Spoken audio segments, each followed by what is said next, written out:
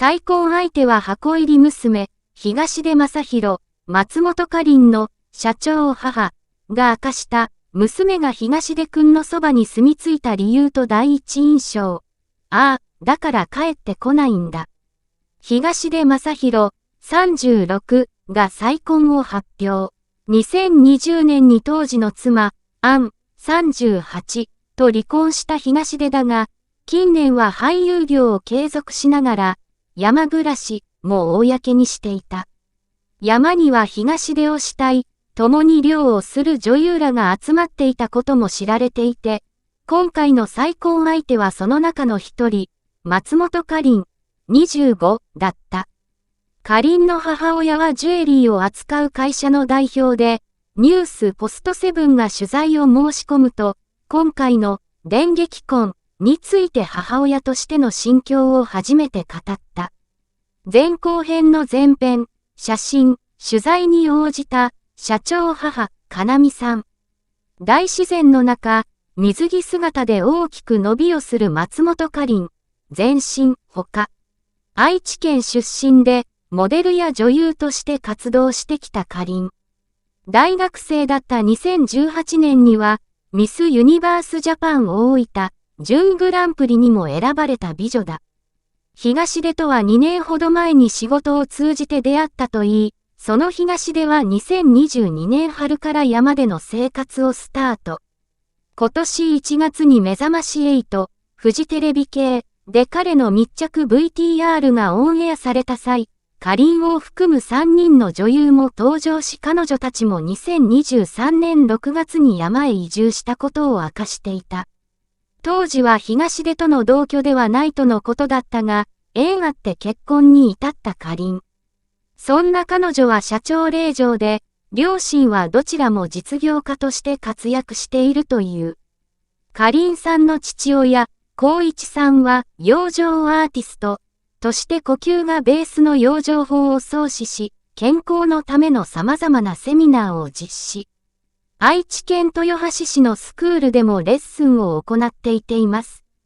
一方、母親、かなみさんはパワージュエリーを扱う会社の代表で、やはり愛知県豊橋市にあるショップの運営やイベントも展開。かりんさんは、かなみさんのジュエリーブランドのモデルを務めることもあったそうで、経営は順調のようです。同前、そんな両親の下で育ったかりんは、東出と出会って新たな命を授かり、家族となることを選んだ。ニュースポストセブンが母、かなみさんに取材を申し込むと、おめでたい話ですからと嬉しそうに話した。3歳からクラシックバレエを習わせて、かりんさんが山で暮らし始めた当時は、どういう形で話を聞いていましたか？本格的にかりんからママ、山梨にお家借りて住むよ、と言われたのは去年の6月頃ですね。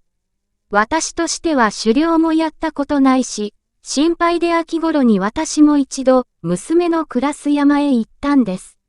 娘には3歳からクラシックバレエ習わせたり、留学させたりしたんですけど、なんでそんな山奥に行き着いたの？と、その時に東出くんと一緒に住んでいるお友達に会いました。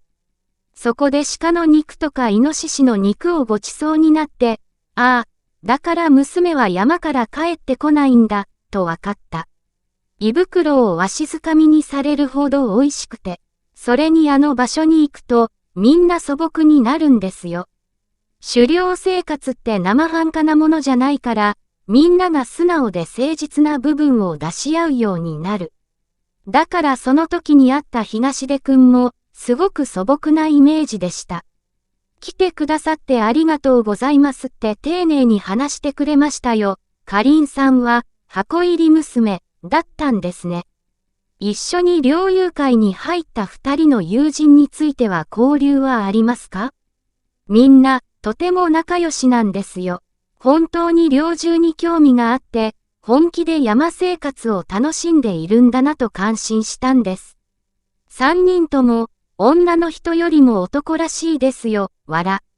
3人でよく私の住んでるマンションに来てくれるんですが、いつもたくさん飲んで帰るって感じで。女子って嫉妬とかあると思うんですけど、あの子たちは全然そんな感じじゃない。そもそも、猟友会で試験を受けて資格を取って、実際に現場で獣をさばいたりするのって、すごく大変だし、生半可な気持ちでできるようなものじゃないんです。私も自然が大好きだから、かりんが小さい時にはよく休日キャンプに行ったりしてたんです。猟銃まで入ってないですけど、石垣島とか宮古島とか、美しい海とか地球の美しさを見せていた。そういう自然と戯れることで生まれる生命体への意識とか大事さは、小さい時から感じていたのかもしれないですね。自然の美しさにかなうものはないし、いるだけでエナジーをもらえますから、喜びからか時折言葉を詰まらせながらも、嬉しそうに話したかなみさん。後編記事では、かなみさんが話したかりんの過去の恋愛経験や、東出がかなみさんのもとに一人で、結婚報告に来た時の様子について、詳しく報じる。後編に続く。